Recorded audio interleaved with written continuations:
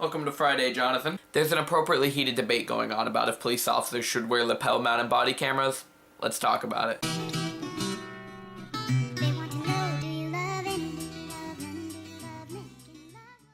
So this idea has been around for a while, but it was recently brought back into the public eye by a spending package proposed by our very own President Obama. This spending package includes funding to reform and retrain our police departments, and most of this isn't controversial. Everyone agrees police should have more funding.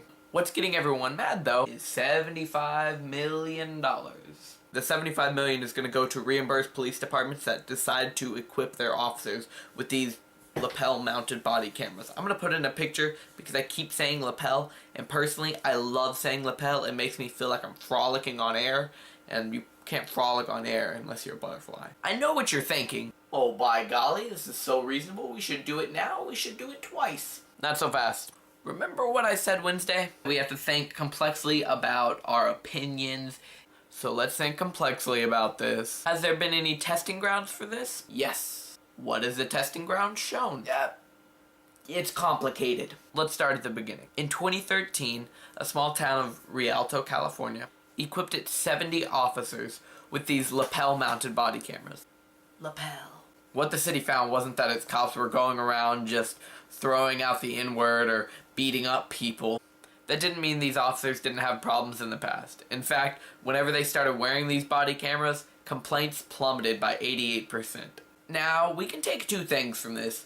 Either whenever the officers put on the body cameras, they just got recorded exactly what they were doing and citizens could no longer make false accusations against them. Or, whenever police officers wear these cameras, they're being recorded and they're far less likely to do anything they're not supposed to. The same way when cashiers are recorded, they don't steal.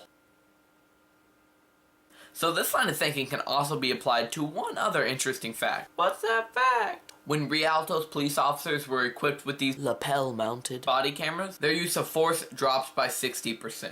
Like I said, we could apply the same line of thinking and say that either whenever these body cameras were worn by police officers, they didn't shoot as many people unlawfully, or maybe the citizens didn't taunt them as much because they knew they were going to be on camera, and truly anything they did or said could be used in a court of law, and it wouldn't just be the officer's word versus theirs. My opinion on this, opinion warning. Now, whenever police officers are on cameras, they truly do have to act within the law. Citizens can no longer cry wolf about police officers abusing their power. So if what we take from this is that either police officers are being honest now because of these cameras, or citizens have to be honest because of these cameras, everyone comes out winning, right? So let's just force all officers to wear them, and we'll keep them recording.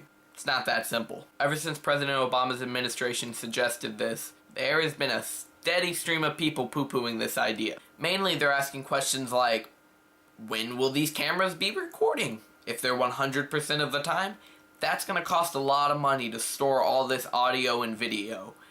And if corrupt officers can just never turn their camera on and say they didn't have time for it, or say, oh, my camera malfunctioned, this is going to garner no trust from the citizens, and this money will be spent in vain. Something big I realized whenever I was researching this video is that there's a big community of people out there talking about this issue. And there should be. We have to talk about this. We have to decide as a community what we feel most comfortable with, and we have to let our representatives know. I'm inviting everyone to have a calm discussion about this in the comments. We can trade our pros and cons of how we feel about this.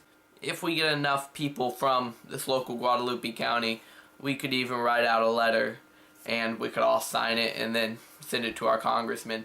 That would be nice, just so they could get our opinions, even though we can't vote. But this is how we get our voice heard. Hopefully. Housekeeping time.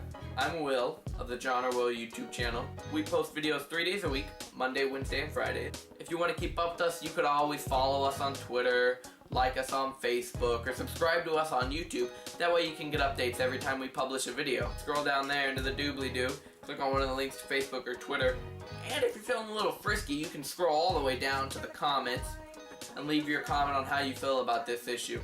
As always, I'm Will, this is my Mountain Dew, that's my unicorn, and I'll see you guys Monday. Peace, Johnny.